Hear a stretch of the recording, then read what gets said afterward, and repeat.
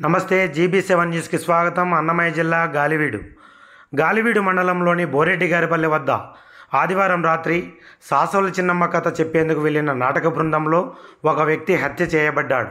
వివరాల్లోకి వెళ్తే బోరెడ్డిగారిపల్లిలో కథ చెప్పేందుకు నక్కలపల్లి నుంచి ఒక బృందం వచ్చింది.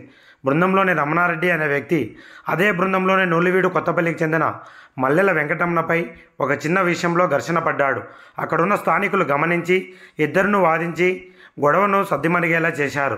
నాటకం అయిపోయిన తర్వాత అందరూ కలిసి ఇంటికి బయలుదేరే సమయంలో స్థానిక గాలివీడు కోనంపేట మార్గమధ్యంలో ఉన్న బస్ షెల్టర్ వద్ద మళ్లీ ఘర్షణకు దిగారు.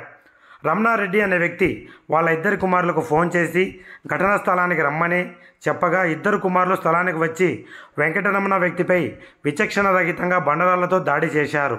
ఈ దాడిలో వెంకటరమణ అనే వ్యక్తి అక్కడికక్కడే మృతి చెందాడు. శవాన్ని ఎవరికి అనుమానం రాకుండా పులికుంట సమీపంలో ఉన్న మంగళపల్లి దగ్గర గుట్టలో పడేసి ఇద్దరు కుమారులు ఇంటికి వెళ్ళిపోయారు. రమణారెడ్డి రాత్రి నుంచి ఇంటికి రాలేదని కుమారులు చెబుతున్నారు. ఉదయాన్నే బస్సు సెంటర్ వద్ద రక్తపు మరకలు చూసి స్థానికులు అనుమానం వచ్చి పోలీసులకు ఫిర్యాదు చేశారు. సమాచారం అందుకున్న గాలివీడు ఎస్ఐ రామకృష్ణ తన బృందంతో ఘటనా స్థలానికి చేరుకొని ఇద్దరు కుమారులను అదుపులోకి తీసుకొని విచారించగా మేమే చంపేశామని వాళ్ళు పోలీసులు ఎదుట చెప్పారు. శవాన్ని దాచిపెట్టిన స్థలానికి ముద్దాయిలను తీసుకెళ్లి చూడగా అక్కడ వెంకటరమణ శవమై ఉన్నాడు. శవాన్ని పోస్టుమార్టంతో తీసుకెళ్లారు. నిందితుల్లో ఒకడైన రమణారెడ్డి కోసం పోలీసులు గాలింపు చర్యలు చేపట్టారు. గాలివీడు మండలం బోరెడ్డిగారిపల్లి గ్రామంలో గజపతిరాజు గారి యొక్క వాళ్ళ తండ్రి చిన్నప్ప కర్మకాండ సందర్భంగా కీచగవద అనే ఒక నాటకాన్ని ఏర్పాటు చేయడం జరిగింది.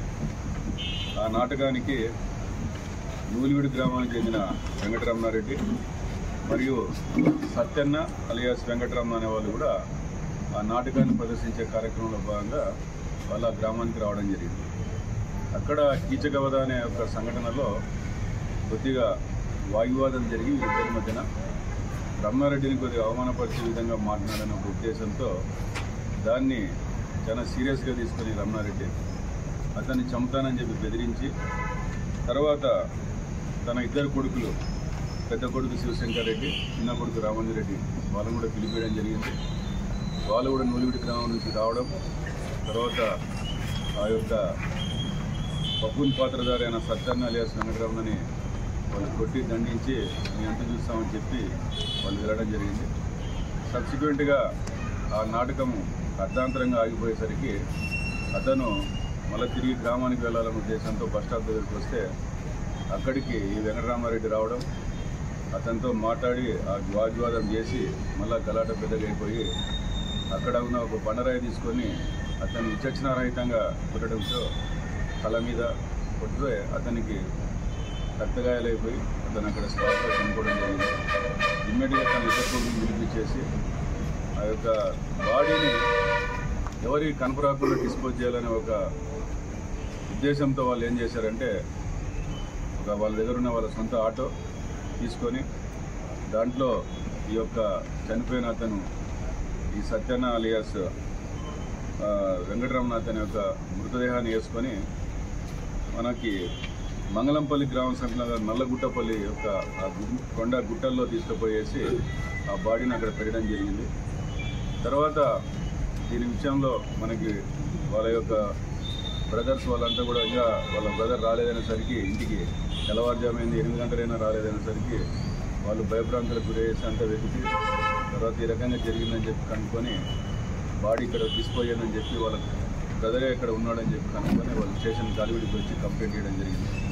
దాని మీద మర్డర్ కేసు, తర్వాత డెడ్ బాడీని కన్సీల్ చేసిన విధంగా ఉండడం వల్ల ఆ 2 సెక్షన్స్ వేసేసి ప్రాథమికంగా కేసు రిజిస్టర్ చేయడం జరిగింది. సబ్సిక్వెంట్గా లక్కిడిపల్లి సిఐ గారు కొండారెడ్డి గారు, తర్వాత మన గాలివీడు ఎస్ఐ రామకృష్ణ గారు వాళ్ళ సిబ్బందితో శాస్త్రీయ ఆధారాలతో దీని యొక్క విచారణ చేయడం జరిగింది. ఈ విచారణలో మొత్తం ఇప్పుడు మీకు ఏ రకంగా చెప్పానో తండ్రి కొడుకులు ఏ రకంగా ఇతన్ని తుదిముట్టించే క్రమంలో ఏ రకంగా పార్టిసిపేట్ చేశారో అన్నీ కూడా ఆధారాలతో సహా మనకి దర్యాప్తులో తీసుకోవడం జరిగింది. వాళ్ళని ఈరోజు మనకి గరుగుపల్లి క్రాస్ దగ్గర ఈరోజు మధ్యాహ్నం 3 గంటలప్పుడు ఈ యొక్క ముద్దాయిలను అరెస్ట్ చేసి వాళ్ళు నేరానికి ఉపయోగించిన బండరాయిని తర్వాత ఈ యొక్క డెడ్ బాడీ యొక్క ఇతన్ని వెంకటరమణని షిఫ్ట్ చేసే క్రమంలో మృతదేహాన్ని వాళ్ళు ఉపయోగించిన ఆటోని మోటార్ సైకిల్ని కూడా స్వాధీనపరచుకోవడం జరిగింది. ఈ యొక్క ముద్దాయిలని రేపు మనం కోర్టులో హాజరుపెట్టడం జరుగుతుంది. తర్వాత ఈ విషయంలో మా యొక్క అన్నమయ్య జిల్లా ఎస్పీ గారు శ్రీ విద్యాసాగర్ నాయుడు ఐపీఎస్ గారు కూడా ఈ యొక్క కేసుని పురోగతిని అబ్జర్వ్ చేస్తూ తగిన సూచనలు ఇవ్వడం జరిగింది. దాంట్లో భాగంగానే మేము ఈ యొక్క కేసుని శాస్త్రీయ ఆధారాలతో చేయడం జరిగింది. తర్వాత వీళ్ళ కఠిన శిక్షలు పడే విధంగా నేను మా సిఏ గారికి ఎస్ఐ గారికి కూడా దర్యాప్తులో ప్లస్ కోర్టులో కూడా దీన్ని ముందుకు తీసుకుపోవాలని చెప్పి చెప్పడం జరిగింది.